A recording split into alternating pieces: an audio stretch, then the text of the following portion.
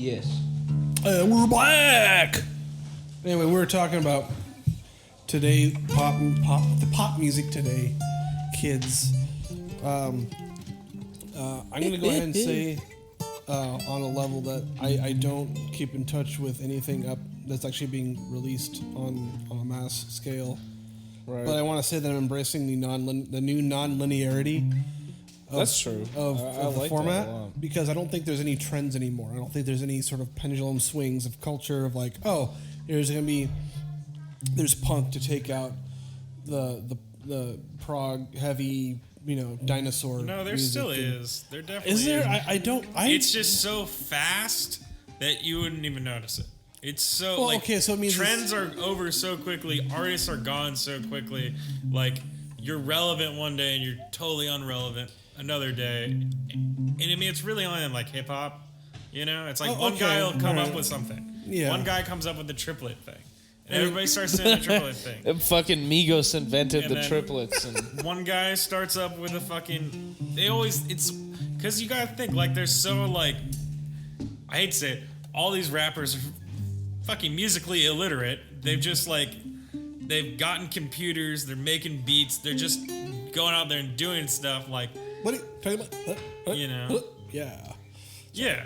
I'm gonna put another shelf on my bench, and I get another ice cream at the shop, The hip hop guys are like slowly like learning what music is, and they're just building off of one another. But I feel like there are definitely fucking trends, and it's just so quick. My take on it is it's why I can't stand, and everybody knows this. I can't stand Greta Van Fleet. For that exact reason, why they're not a new trend, they're not reviving an old one, because there's nothing to revive. There's nothing to revive because it's already there. The fact that some kid now could essentially, he could probably there's like the possibility for some 12-year-old kid to get into Cole Porter and listen to his entire discography from the 20s and 30s. Mm-hmm. It's now possible. Yeah. Because he's just paying $10 a month to stream, or his parents have a family plan, and they can discover the possibility that exists. Yeah. So, like, the idea of, like, oh, kids never heard Led Zeppelin, or the thing they're saying is they're bringing back the live experience, which I roll my eyes at, because is that what you're telling me? Are you is this Jurassic Park or something? Dude, you're never gonna recreate Zeppelin live. I mean, I feel like music is different now. Just the way music is produced and everything. Like, you can't make those records anymore. Mm-hmm. You can't make a record that sounds like a record from the 60s. It just doesn't. Even if people use that gear from the 60s, it doesn't sound like a record from the 60s, Oh, I see. I get your point, yeah. Yeah. That's actually a very good point. Because we all use, as a big Universal Audio user... Yeah, that uses emulations and digital versions of classic 60s gear. That makes a very good point. I don't make stuff none of us make stuff that sounds like it was made in the 60s, because we don't have the rooms or the talent. I would say the talent, but just just the way. I mean, I feel like we've heard too much music. We've heard people play instruments the way. Hold up. Stop the fucking tape. Can we not have this? Like, let's actually have a conversation, or let's play music. I'm okay with the background music. As long as I don't fucking like the background. Okay. More nihilism. It's hard to fucking concentrate on what I'm trying to say. But the thing is, like, make sure you I feel like we've heard. Once you've heard fucking, John Bonham play the way fucking John Bonham plays drums, you're always gonna have that in the back of your head, that fucking power. No drummer is gonna be the same. That dude does not have the pocket. Experience that. That dude, it drives me crazy. Is that guy that's like, he's an influence, but he doesn't. No one can, and it's. I hate being that dude. He's like, no one can sound like that, like Bonham, and I'm not a huge Bonham fan of the fact that like I dig his groove. Honestly, dude, I feel like Bonham's like pretty easy to fucking emulate his sound and the way he did things, because his shit was simple. Honestly, I feel like harder drummers to like really emulate. If you like go back and you listen to like I don't know. Like, honestly, I would say it'd be harder. Like, Mitch Mitchell is harder to fucking replicate. Oh, yeah, that's than true. fucking, I would. Mitch Mitchell's like Keith Moon, stuff like that. Like those guys really had like a unique thing. Dude, John Bonham is a tradesman, but there are a whole bunch of people that I feel like emulate him really well. But I feel like Bonham had such an impact on drumming, and so many drummers have like, taken that solid ass fucking thing. Because it used to be drums in the 60s were like really like fucking weird and like flowery. Oh yeah, dude. It was like they weren't really loud. It wasn't like big kick drum, snare. Mitch Mitchell's was like insane in that regard. Like he had like such a unique like style of playing, very liquid, very. And I've always been like I've been a Ginger Baker homer forever too. Mm-hmm. Like that goes. Ginger Baker's same thing. That goes as far as back as Peter Gabriel does. They didn't just go like, because Bonham just went in there and he went.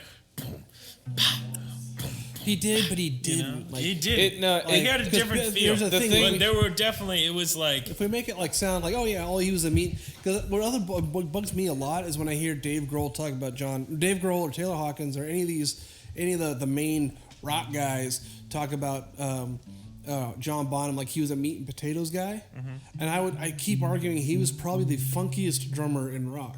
He wasn't like he had more of a funk pocket than he did anything else. And if you listen to, because if he's what's his influence? His favorite drummers were Zigaboo Modaliste from the Meters and Al Jackson from the Stax records, Booker T and stuff.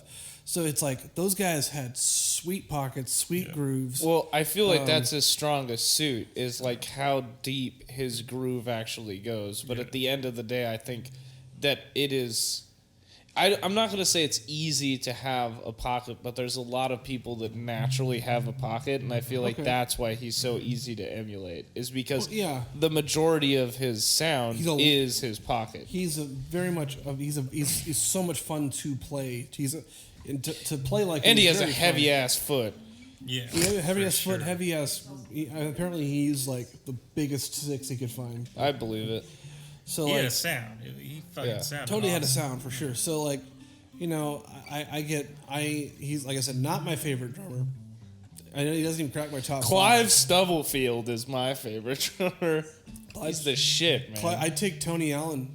Tony Allen's the shit too. I take my top 5 drummers. They're Baker, Bruford, Beauford. The big bees. There's a lot of bees. Oh God. What's the other guy?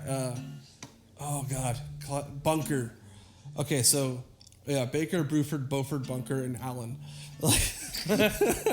So Bill Bruford, Ginger Baker, Carter Beauford from the Dave Matthews Band.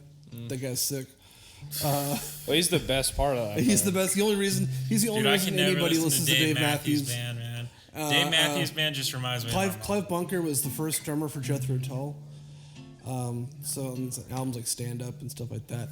Bro, people sleep on Jethro Tull. Yeah. Jethro Tull was badass. Even like Barrymore Barlow, the guy who played on Thick as a Brick, but and Tony Allen. Like those are my top personal 5s that I can, and most of them, and that's now you know.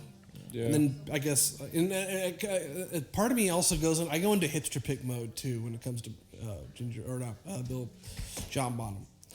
I will admittedly go into hipster pick mode. Where like he's good. He's not that good. He's like not as like. He would still. He'd be in my top 10. Top 10 for sure. Yeah. I can't really think of it off top, but like, he would be in my top 10. Yeah. Because I mean, I was listening to a book on audible.com. This podcast is by Audible. Speaking of which, we're fucking sponsored by audible.com and Raid Shadow Legends. And the Fleshlight. But there's those little 33 1/3 booklets about albums. They're like 2 hours long on audible.com, and they're also like really cheap. And some of them depend. Like the worst one I've ever read was the Led Zeppelin 4 one. It was so bad because the guy came off as this like rock. He came off like a rock journalist, and I hate it when they sound like rock journalists. They're not telling you the story of the record. They're not telling you how the record was made or the influences. like the worst. I didn't read this one, but the OK Computer was too mathematical. It was too cold. Like here's the chord progressions and stuff like that. It was not entertaining enough. The best one probably is the Neutral Milk Hotel. In the Airplane of the Sea one, but going back, I fucking love that record. Yeah, it's so good. Anyway, going back to the they said, oh, he was he was sloppy and this and that, and it wasn't good. He wasn't sloppy. He was not sloppy. He he played live. Everything was a little sloppier. Dude, Page was every sloppy band back then was sloppy live. Well, man. Page I would is say the okay. Who was not. King Crimson was not. To Cream me, was not. To me, You would be a crazy ass musician. To me, But all those, they're all musician centric. Also, to he me probably, though, he was drunk as fuck for all those shows. Hey, hold Probably. up, hold Give up. him some credit. To me, I don't think of Jimmy Page as. I mean, I do, but I don't. I don't think of him as a guitar player. He is first and foremost an arranger and a producer. Okay. Like, to me, that is what makes Jimmy Page special. He's not. That's fair. When people put him in league with like Jimi Hendrix, they are not in the same vein. Jimmy But Page. Hendrix was an arranger and a writer too. Yeah, but Jimi Hendrix is Those like. Hendrix records are fucking sick. Yeah, no, they are. And but I would say they're- he did probably like more. Page had more like.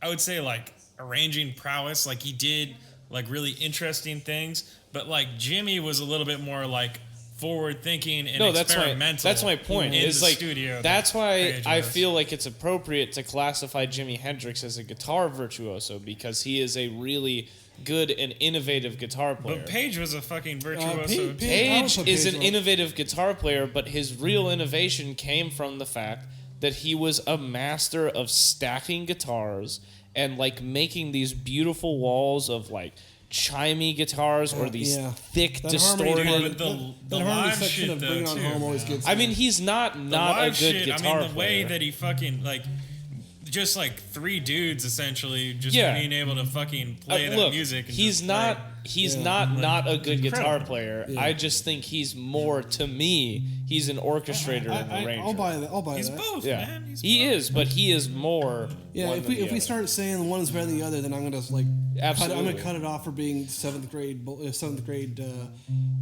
arguments. One of the things I couldn't stand. There's a guy, Stop. We're gonna get sued by Led Zeppelin. Dude, I feel Oh. like dude. Okay. I gotta tell you about this story, man. There's a guy I work with at the.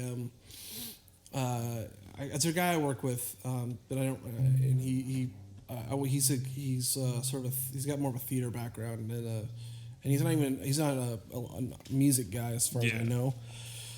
And I remember like because Bob Dylan was playing the bowl coming up, so the conversation came up, and he goes like, someone was like starting to compare and contrast the Bob Dylan versus the Beatles. And I go, that is the dumbest argument. Dude, Yeah, that's I've ever stupid heard. as shit. And it got like, and of course the thing is, we're all music people, so like we don't have these sort of. When we start debating it, it becomes producer arranger versus Yeah. writer virtuoso. Yeah. Like that's a little bit of a different level. You know what? You know But, what like- argument I really hate? Ooh, go- Sorry, am I trampling a over little something? bit, but go ahead. No, go ahead. All right. I'll trample over you later. I like it So- when Steve, like whenever you cut Steve off, he's always like you ask like, oh, am I cutting you off? He's like, oh yeah, a little bit, but it's okay. It's fine. I mean, like, hey, but he was going into. He was talking about. I mentioned like this is an apples and oranges thing. He goes, yeah, one's a real artist, and the other guy was like the other one was like a pop, Ah. we're all sellout, pop boy band pop group, the Beatles, and I'm like, Fuck I'm off. going, okay.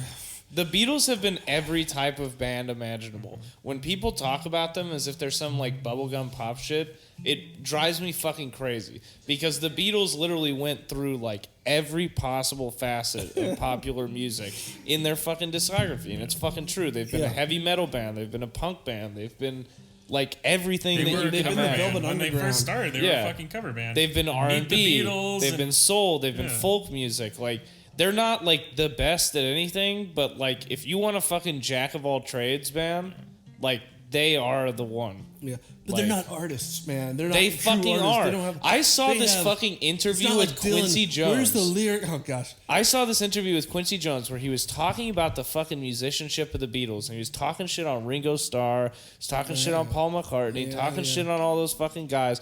And he's like, but those guys could write a song. And it's like, yeah, of course they could fucking write a song. You produced like a couple of fucking good R&B records, but you wrote We Are the World. Shut the fuck up. You're a fucking idiot. Like, I hate it when people talk shit about the Beatles because it's like, it just shows such a profound... I mean, you know Matt... It's very clickbaity. You know Matt O'Neill? Yes. For the longest time. Fucking names. No, but for the longest Calling time... you out, Matt O'Neill. Oh, he can't be mad because he knows exactly what he did. Matt O'Neill, for the longest time, would talk shit about the Beatles. In fact, a lot of our friends, because they were all metalheads, they would all talk shit about the Beatles. Yeah. And, like, none of them had listened to the Beatles. And once he actually listened to the Beatles, it's indisputable. They're a fantastic band. Yeah. They're not the best. They're not the worst. Every record that they have... tell you they're not the best. Yeah, every record, like, their best and their worst has duds. Like, every record. But... Yeah. But they're a phenomenal fucking band. No band in history, and this is also because of their advantages in recorded music and their kind of luxuries of being able to write music the way that they did. Yeah, yeah. Nobody else ever wrote as many like just classics. Like, people remember Beatles songs, and it's varied. It's not something where they like, you know, you only remember the songs that sound like Yesterday. You know, it's right. It's I was for when I was a younger person, I really liked the early stuff, and then the older stuff was a little more mature. It made me sad. Yeah. Listen to Dude, the honestly, stuff. like I first got like, I would say the first record, honestly one of the first actual records I ever heard was a Beatles record, Rubber Soul, man. Oh yeah, I heard Rubber Soul, and like Rubber First Soul, time I was heard like, that, holy shit! Rubber Soul blew my mind. Drive my car, it was like a jaw dropper. Like, oh fuck. So like, I think I don't know. To go back on the topic of what the guy, I never really, I never really trusted or cared about his musical opinion whatsoever. But it just drives me up a wall when I get to those sort of arguments. That's sort of music journalist nonsense. Eventually I gotta write some sort of rant about music journalists and why I can't stand them. I read a biography of Rolling Stone, and like these guys were just like completely not like the early days. I'm not even talking about like today. Today there are some sort of they're a giant corporate entity. Yeah, it's whatever. Like, but back in like. When they were an underground, Jan Winter was always like he was never quite had his finger on the mark of where things were hip. But he would get like guys like John Landau, and like John Landau was like, oh yeah, he's a soul guy, but he would just like give terrible reviews about amazing records, and he would just like crap on all of them. All of a sudden, like, but then he like drops everything to become Springsteen's producer. And becomes like a hip producer. I'm like, oh, of course you dig Springsteen. Like, oh god, no, wait. Stop! Don't talk about Springsteen in front of Jim because it's gonna fucking dive bomb. Fucking amazing. Oh, you're a Springsteen guy. Oh my god, no, we're not doing this right now. We're gonna stop there. We're gonna rewind. My point being is he's a fucking legend. He's a real ass motherfucker, man. Like. Bro, like all I'm saying is like if you sorry, I'm really sorry. You have a long fucking day or an early ass morning. Wake up at 4 o'clock in the morning and you gotta go to work and you put on some Bruce Springsteen. Oh my god, you know what I'm saying? I played Jimi Hendrix when I woke up to go to school. I'm not listening like. Bro, you wake up at 4 o'clock in the morning. We're going back into seventh grade. Bro, 7th grade 4 o'clock dumbass in the morning, arguments. you see your breath when you get out to your car and your car's all fucking cold and shit, and you're freezing and you're tired, and you put on Bruce Springsteen. That is the greatest shit ever, man. I want everybody to know is he coming that in, I am literally, I am gripping my face mics? as if I am like coming down with the most menopausal That's all I'm migraine gonna say, of all time. I literally have heard this shit. Bruce Springsteen's the realest motherfucker alive. I respectfully disagree. Oh my god. That's all as far as I'm going to take it. I'm not going to go into No. But here's the deal. My point being like, is you don't talk about three things. You don't talk about religion, politics, and Bruce Springsteen. Oh, this is what you we don't have fucking bring it up. Oh my god. The point. Okay, so my point is I have this whole thing on like music journalists and like being sort of tastemakers and whatnot, and it sort of drives me crazy. Where it's like, the one guy I kind of liked was Cameron Crowe. He was the he's the one from Almost Famous. Or was it Almost Famous? I don't know.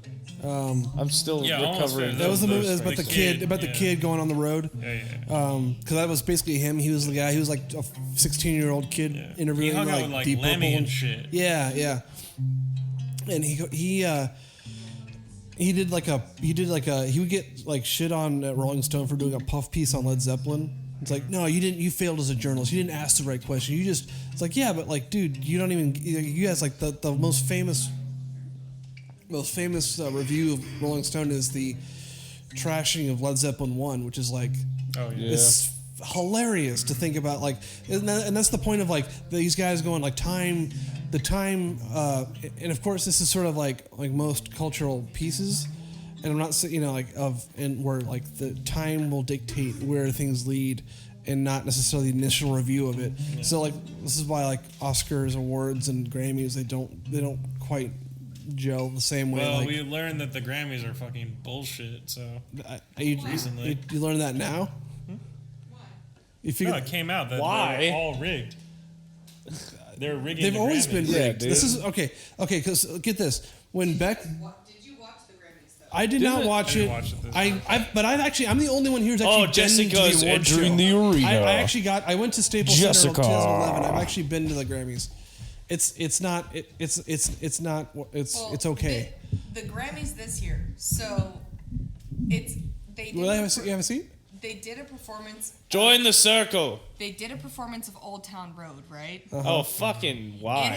It had the guy, what's his name? Little Nas X. Oh, yeah, Nas. That guy. Nas and Little Nas X. So it had that guy. It had Billy Ray Cyrus. They featured BTS or BTX, the Korean band, the Korean pop band. Yeah. BTS. Wait, how does this make the Grammys not rigged? That just sounds like a fever dream. I'm not saying it's not rigged. I don't these are what they call. I know where you're going with this. This is what they call a Grammy moment. No, in quotes. It was the most train wreck of it was a total train wreck. The entire performance. BTS, Little Nas X, Billy Ray Cyrus, and then the yodeling kid from Ellen. Oh my God! The Grammys, and that was their performance. That's what they did. So what the producers do, and the people. It was a train wreck. Yeah. They had a rotating stage that was different scenes, and it kept transferring artists through the different. What they tried to do is they try to present this concept of they try to force magical moments to happen on stage and memorable things. I remember being at the 2011 Grammy Awards because I was a member of the college version, Grammy U of Neris. So I get invitations to go to the Grammys to attend them, not to do anything else about it because I was not a voting member. And I remember watching it, and they would during the commercial. I was in Staples Center, and I would watch they were on commercial breaks. And they'd be getting the shows ready and getting the places sets ready, and they did show past versions. On the screen on the jumbotrons, they'd show when they remember when Springsteen and Strummer, or I think they were doing a tribute to Joe Strummer, and they were all doing this giant version of London Calling. What was that? A great moment. Remember that time that Pink went up did an acrobatic thing? They're trying to recreate that moment. Well, they always they have to make a TV show out of it. Well, and Usher was on it doing a tribute to Prince. That actually was pretty good. Yeah. It was pretty good. I like Prince. I have to admit I like Prince. But Aerosmith comes on stage, and you know who pops out halfway through? Walk This Way. Run DMC. Of course, yeah. Pops out, and they think that's the big performance. Steven Tyler starts pulling young girls from the crowd to dance with him and stuff. It was such a train wreck, and Steven Tyler couldn't hold his voice up, so he started having the crowd sing for him. It was just, and I heard something on the radio about the fact that with Aerosmith's Grammy performance, the original drummer, I don't know his name. If no one anybody does. knows his name. Oh yeah, I heard about the original drummer he had been in bad health, so he had said, "Oh, I'm going to remove myself from the band for now." Sure. And then he comes back a week before, when they had already been practicing for the Grammys with a different drummer. He comes back a week before and sends in an audition tape to the rest of the band saying, "Oh, I want to be in the Grammys." Is what my understanding was. I don't know if he actually ended up being in them, or if they kept the drummer that they had been practicing with. Why? No, Why are Aerosmith at the Grammys? I have a question. I have a question for all you. Like, did you are you the only one that watched the Grammys this year? Me? Yeah. Did anybody else watch it? Nobody else watched No, I didn't watch it. I mean, I had to work. Nobody I was watches trying to get television. sleep done. I was actually trying to sleep and because I had to do this after party that I had to load strike the after party at like 2 a.m. But do you? But you did that. But I have a question. Do you actually like? Because I don't. I can't. Like you. Are you into it? Do you like watching it? Does it make you mad? I think the reason why I watch it is for the performances. Like Billie Eilish did. I mean, I like Billie Eilish's music. I think that's an agreement. I like her energy as like a whole. Like I like what she puts down. You know, she did a great performance. Alicia Keys and surprisingly like Demi Lovato, which I am not a fan of Demi Lovato at all. And like she actually did a pretty good. Demi performance. Lovato's Everybody was relevant crying. enough. Alicia Keys drives me crazy for her rhetoric. That's No, about it.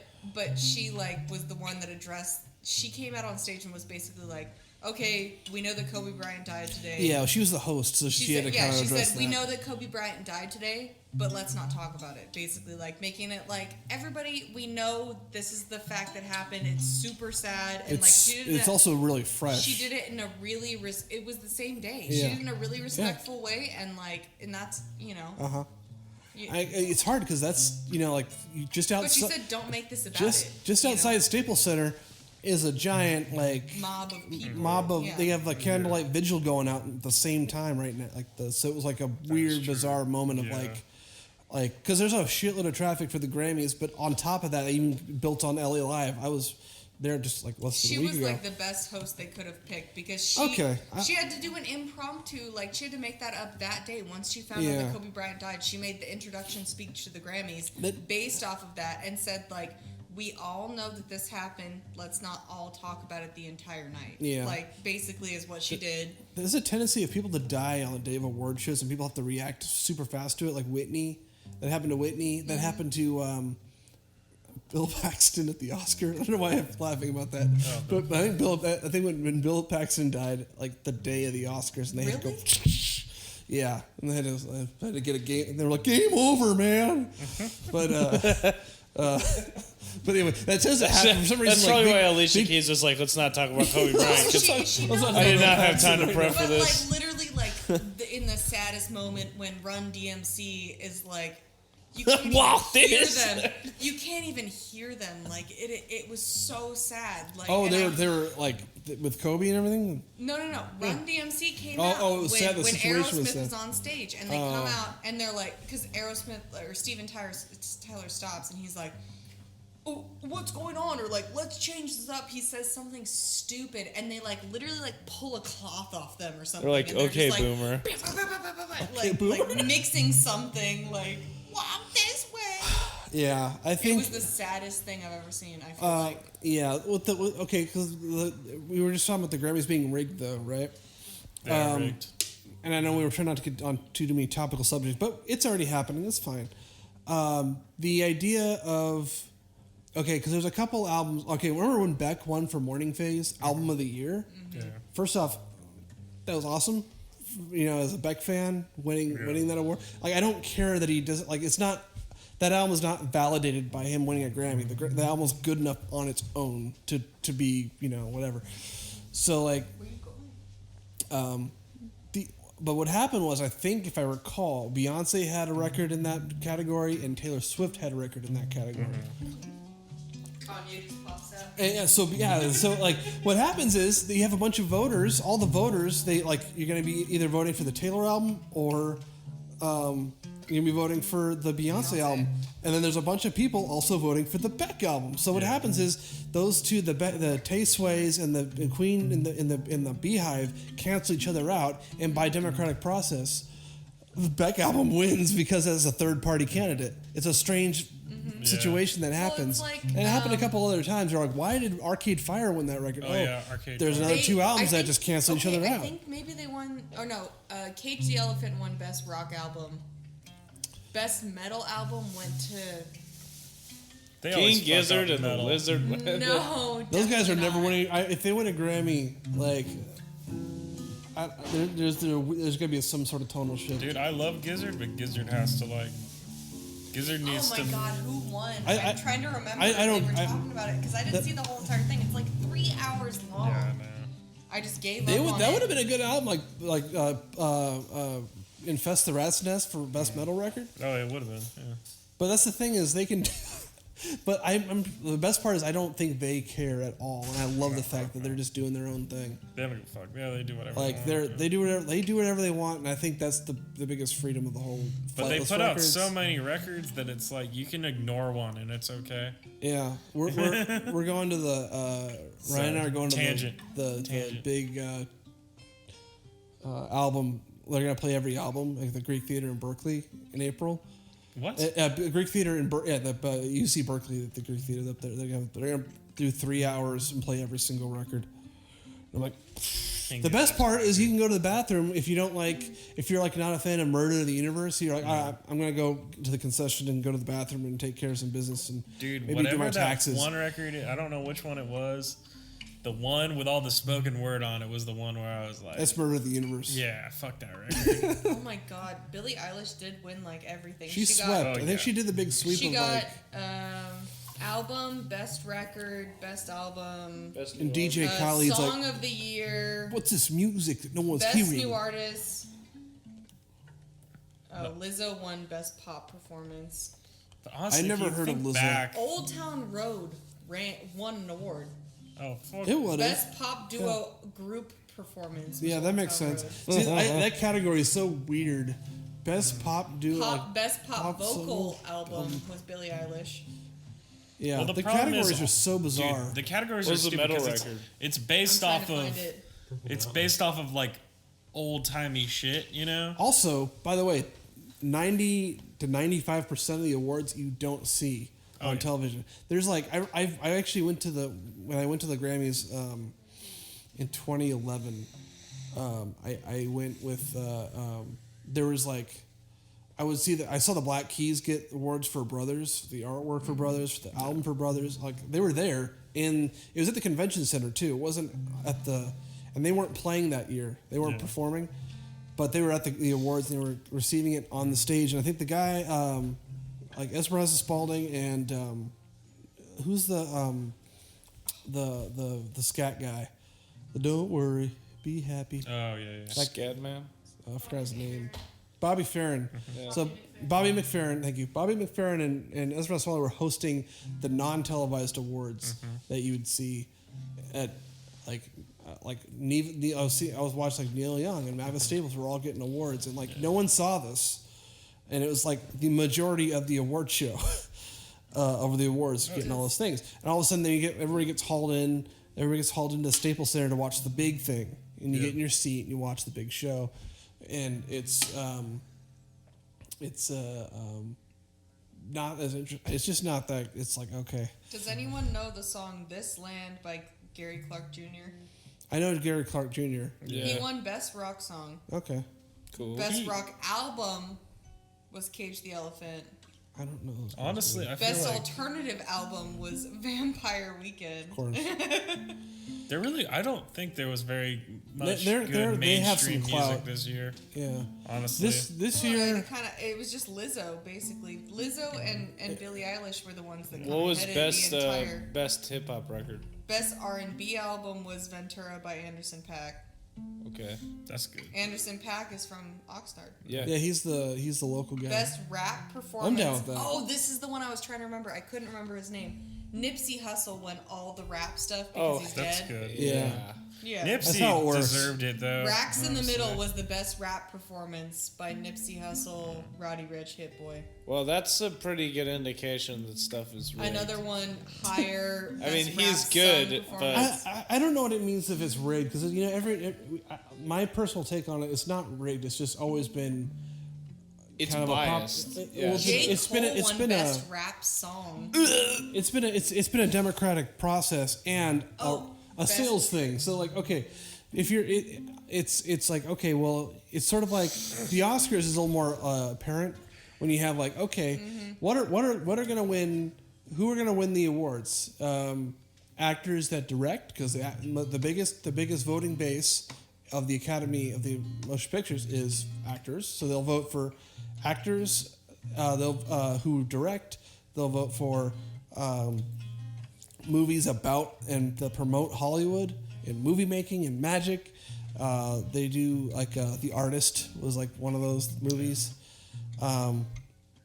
Even though I actually like the people that made that movie because they made the OSS Anti set, the French spy spoof.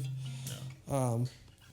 But like the point is like the Grammy people who there's a whole nomination process, and I remember people and the Grammys themselves are so full of it. It's obnoxious. Yeah. I remember going to I've been to their place in Santa Monica a couple of times, and they're self-strokers. I mean, most of them are, but like most Academy Awards are most award shows are stroke fests. But like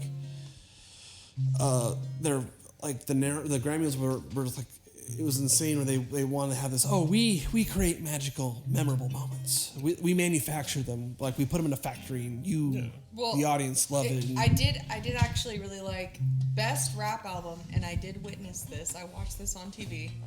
Tyler the Creator won best rap album from Igor, and like I heard about think that. He deserved it. I think he deserved That's a it. good record. I just watched Fantano talk about his comments after he won it, where he's like he's happy about it. No, and he did a good job. Like, I mean, they played the music, like Get Off the Stage music, he was like, he got on stage, the first thing he said, I'm probably never gonna win this again, so I just want to thank like all the people. And his mom ran on stage and she was all kissing, hugging on him and crying and stuff. That's like, nice. It was very nice. Yeah, and then I'm not gonna say they're heartless or they're soulless, other but one like that I saw that I was like, oh, Dave Chappelle won best comedy album too. Nice. yeah, sure. Because they had him with Aziz Ansari and like, just all the regular people that everybody watch on Netflix all the time, and it's like Dave Chappelle he deserves it. Dave Chappelle should get everything. He wasn't even there though to accept the Grammy. Dave He didn't Chappelle give a doesn't- shit. Yeah, that's awesome. Yeah, he didn't give a Even shit. better. Yeah. Yeah, that's Of course great. not. Dude, Dave Chappelle doesn't give a fuck about that shit. Yeah. No, he doesn't give a fuck Fucking- about anything. Tyler definitely deserved that shit. Yeah, Yeah, that's no. a he was good making a record. point. What where was the he's- best metal record? I didn't see it on there. I was looking. I don't think they even televised that anymore. They Oh, of did. course They they did, and I heard it, but I don't remember who it was. Jared Dines. No, okay. I just kind of had that conversation. Like, I wish that movie won more awards. I'm like, I don't care if it won more. That movie was the best movie I've saw. They have Like, such weird. that album was like, categories. I can't like okay. I can't even look at the best albums I listened to this year. Like it was Sticks and Stones. the two Gizzard records are really good, and Wilco put out something that I didn't listen to, but I love Wilco. But I just didn't pay attention to like. Oh, I listened to that new Tyler record. That Tyler The record. last- Igor is Fucking- pretty good. I like the last Godspeed record that came out a year or two ago. Best post rock record. Post record. Fucking. Yeah, Igor is pretty good, but I mean, I do prefer his. The winner is Set Fire to Flames. Yay! Okay, I need to just like Death look Grips, it up, best. not on Grammy.com. Bottomless Pit, best hip hop record. No. Dude, Yeah. holy shit. This year. Bottomless Pit is so good. I think that new Ghost record came out this year. That record is good. I like that record. I swear to you think God, if so? that's what won the fucking metal record of the year, I'm gonna fucking kill No, myself. Tool won best metal record. Oh, that is not surprising. No. Okay, why I did I Don't not? these do, Because don't the other thing is when people that talk about record like. came out this year too. That record wasn't Like I good. said, when people talk about being Yeah, that rigged, it's a record big is a eye rolling fucking moment for me. snooze Of like, fest. well, first off, there's a bunch of people that campaign for these awards to vote for it. So it's pretty much like an election thing. Mm-hmm. So it's who Further campaigns. proof that it's rigged. Dude. I'm not sure if that's rigged more than just like it's not like you just- fair. It's not fair. it's not fair, and it's not really like a valid. It's not rigged, but it's not fair. Might not be Like what does it entirely mean to typical. like other than financial like sort of it's almost like a gold medal where like yeah you get a bunch of It's more. For there's a like lot of sponsorships and stuff. there's a bunch of stuff that drives me crazy about the Grammys. I think the biggest thing is the commercials, actually. There were commercials commercials like every 3 There's minutes. always commercial. Well, it's not the commercials, or it's not the fact that there's commercials are a thing, but like it's the specific commercials for the Grammys about people making records in their bedrooms. You could be a big star if you do X, Y, and Z. As we're reaching out to all the small people who are watching the Grammys, got big dreams to be on the TV show, and like we're just trying to like. I'm like that is, you know, for me it's like false hope. Well, and Kentucky, you were saying that you know Phineas, right? Like you played against him in Battle of the Bands, and like they've always been connected to the music industry, right? They've always had the ties. And so people paint Billie Eilish as like, oh, you know, she came out of nowhere. Who came out of nowhere, No. and she just had a great voice, and that's what got her noticed. It's like, no, she knew the right people. And Yeah. It comes down to you're saying the Grammys are rigged. The whole entire music industry is rigged because if you don't know the right people, if you're not in the right place at the right time, you're not going to get noticed. Yeah, and that's a music industry thing. And for the record, Colby Calais, a similar situation with. I remember someone, my cousin worked for Colby Calais as her monitor engineer for a while, and I remember that while we were in school, we had a Grammy U thing at Northridge. Cal State Northridge had a Grammy U program for the music industry studies, and I remember asking like, "Oh, how did it go?" Yeah, oh yeah, she's good. Just prove, you know, she just her songs what got her there, and you know, she just got it's like, the music, and I go, and I realized, and her dad is Ken Kelly, who co-produced and recorded Rumors, like Fleetwood Mac. You have to have some kind of connection to the music industry to be able to, and it's not always, but the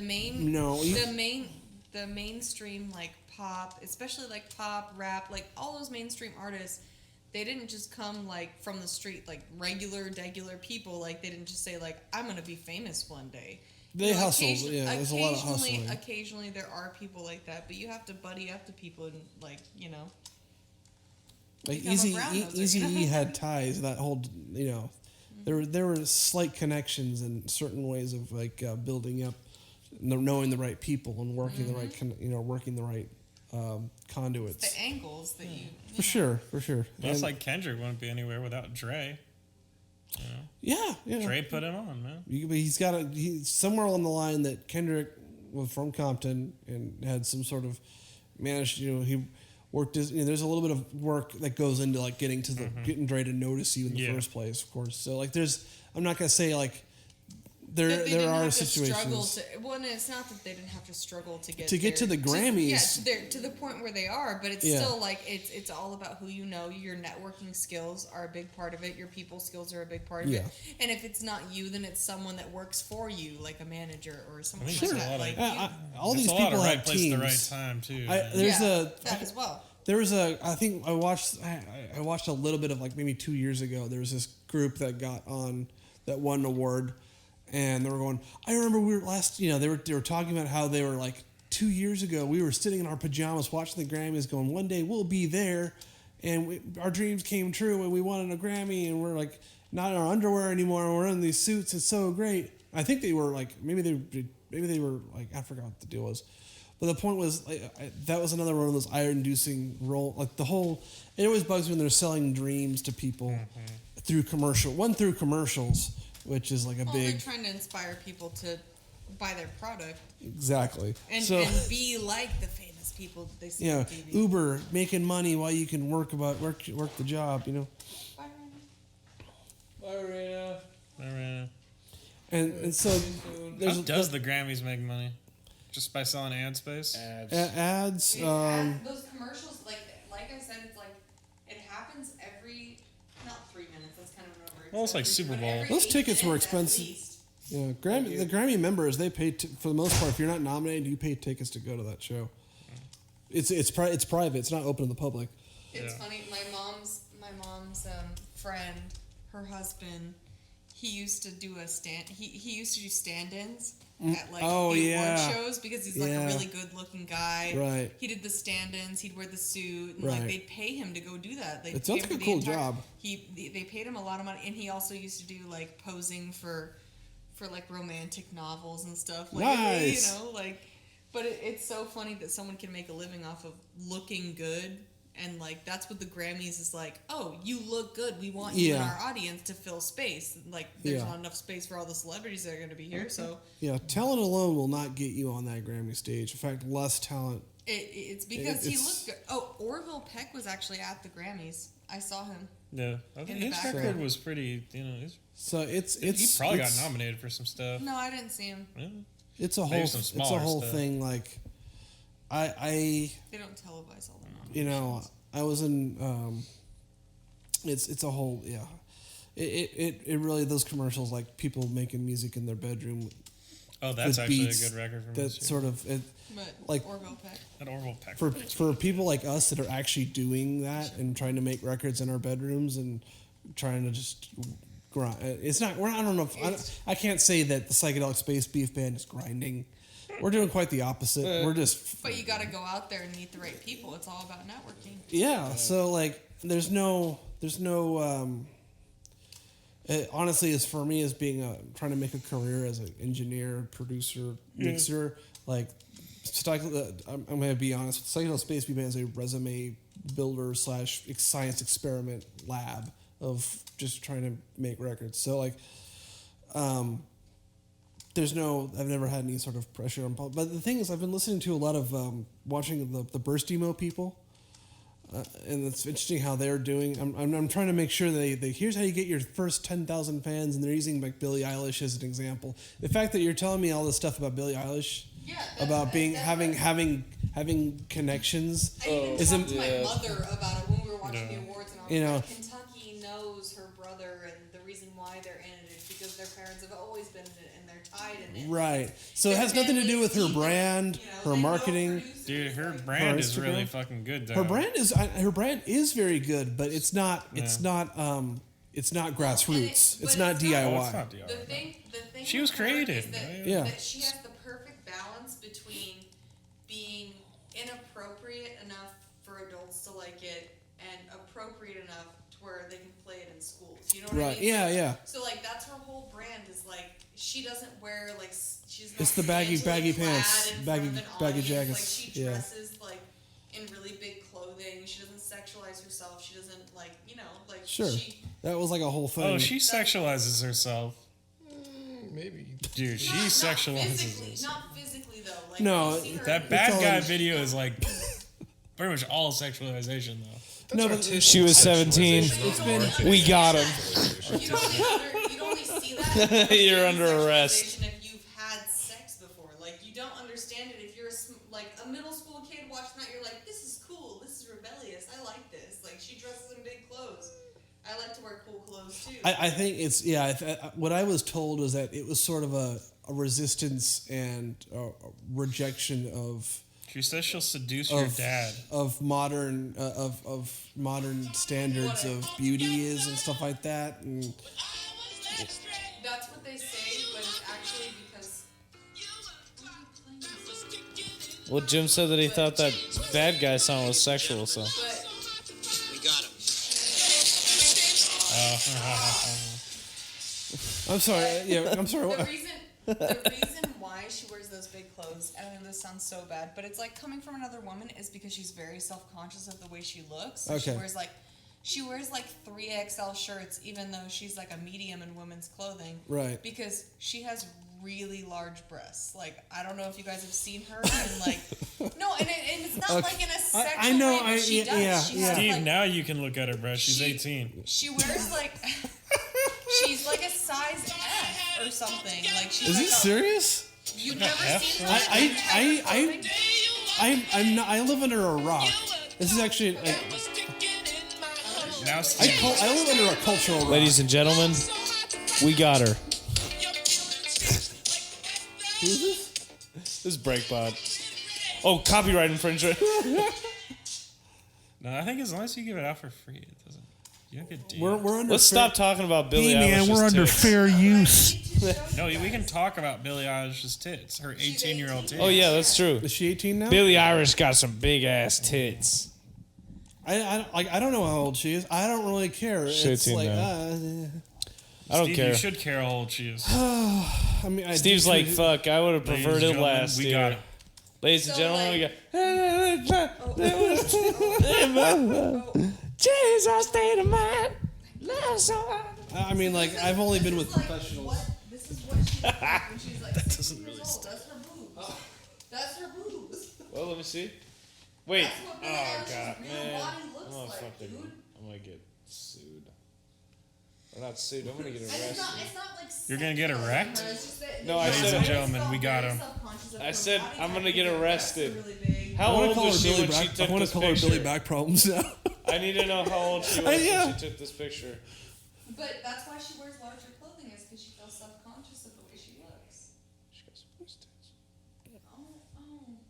tits. Oh, inappropriate. This This is definitely like private. Hey, no, This is the Lost Beat 6 show. I'm using your phone. We hold no bars.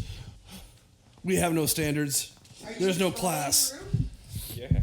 Holy shit. This is Google Images. So you're not gonna get anything juicy. Wait, what is this? Google Images. I don't think she has nude. Google Are you image looking for search nude Billie pictures of Eilish. No, Billie motherfucker. Eilish? I'm I'm not like- looking for yeah, 'cause- nudes of Billie Eilish. Yeah, Jesus. eventually TMZ will find it. You know, they'll find. But They're out the Dude, I'm for sure gonna But get here's- arrested for this shit.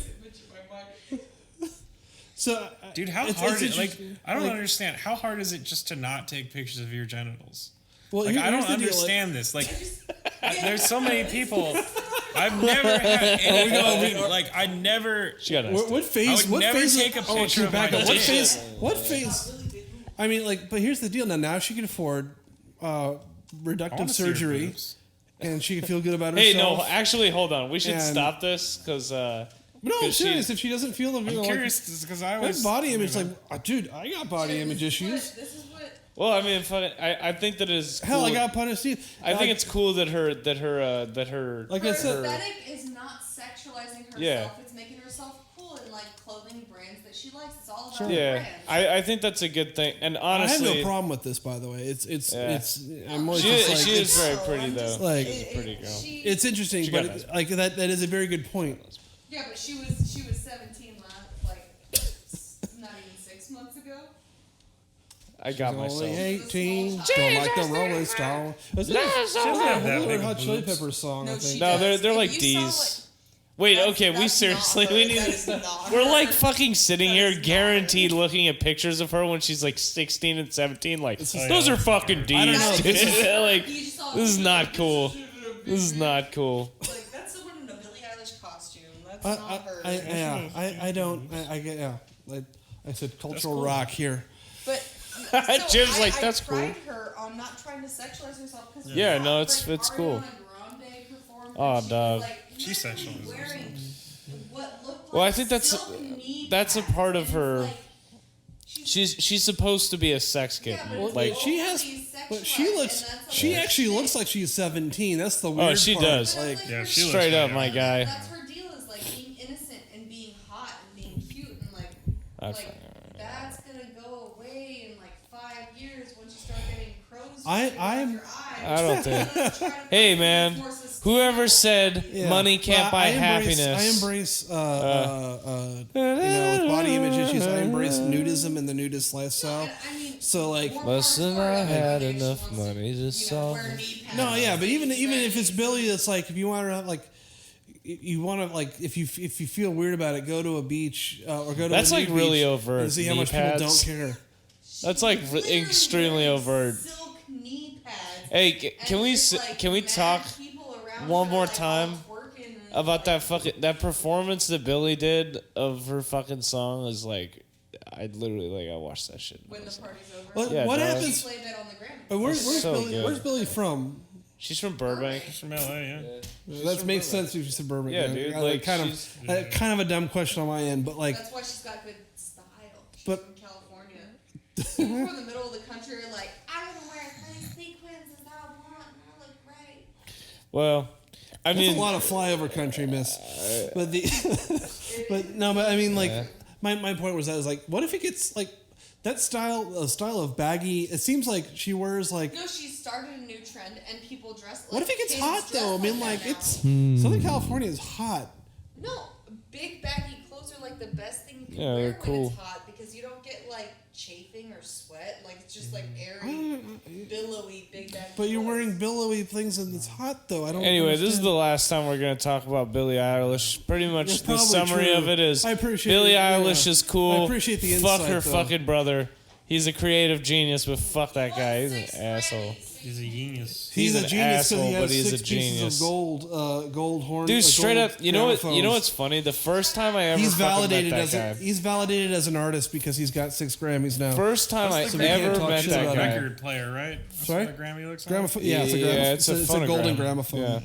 But the first time I ever fucking met that guy was with his fucking band. First off, they were making racist fucking jokes about their black bass Ooh, player. this is hot content. Yeah, dude, like they were Calling making it out. They seriously were. Like, I mean, nobody's ever gonna fucking hear this, but I assume no one listens to this. So I mean, they're gonna it's- tune out once they hear all of us talking about how nice Billie Eilish's tits are.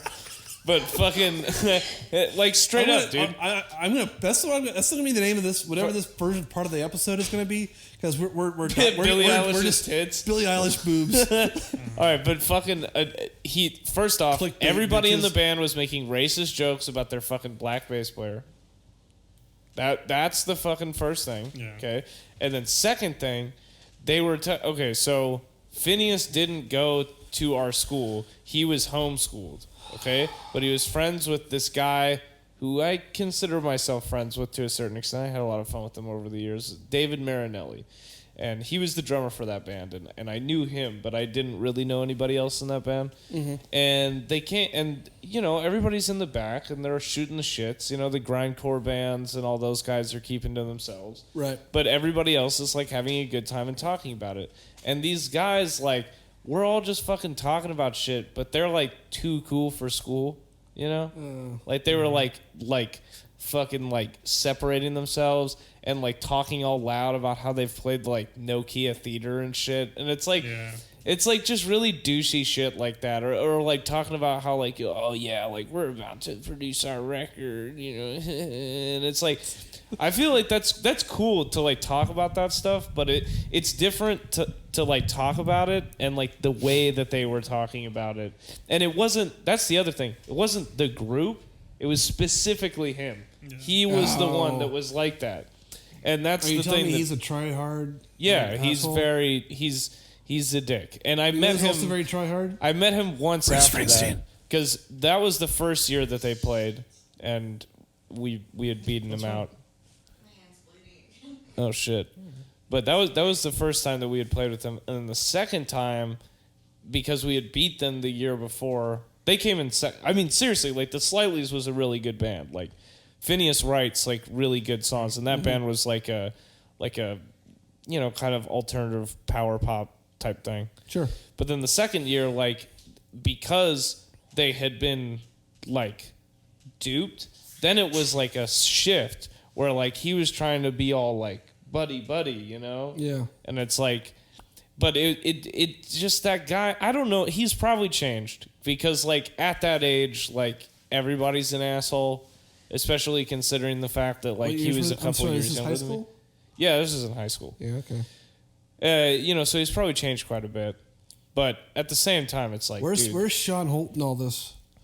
Sean Holt had already graduated, I think. He was Yeah, Sean's graduating my sophomore year. Sean's like my age, right? Yeah. Sean's like my age as well. So Sean was already he out was of the doing the picture. metal hair band. Yeah, he was doing Static. Yeah. But yeah, So fucking. bad. I was just talking. Well, I'll get to that in a second. Actually, I need to talk to him. I think he's still in desert, right? yeah. Oh, yeah. He's, But, he's in the desert. That's Fucking. But Once yeah. you go to the desert, you don't leave the desert. Yeah. Yeah, but You can't anyway. really afford to leave. You can't afford just that. Yeah. In summary, though, like he's an asshole. Like he was an asshole. Sean Holt. No, yeah, Sean Holt is an Sean asshole. Holt. You fucking heard me, There's a Sean. classic episode I got to rebroadcast, basically, which calls out Jim during the satanic ritual. Did you hear that one? Yeah, I actually Okay, did. that was a good one. Yeah. Where I was like, I don't know, I want to get super. Oh, hey, by the way, yeah. In other news, you know, like all those things except for the money part, we're all happening, so we're all good. Oh, Yeah, all the money satanic, all the things most in important the our part satanic was like, wishes, the satanic wishes or most of it came to fruition through mostly through my own willpower. Money is relative, man. I mean, dude, you have a really good gig, and Sean pays the rent. You guys got what you want. Sure. But I mean, that's the thing is like, yeah. I was just talking because do you remember Nate Felicia? Did Sean ever talk to you about him? Nate Felicia. No, I don't think you were. No. Sean made like a grindcore record with them. Anyway, I was talking the other day about like Sean and Nate were such like huge influences on me. This is like really not important because not only is nobody ever gonna hear this, but I highly doubt if you were to be like Sean, you should listen to this podcast. I'd be like, fuck you. I don't think the Sean podcast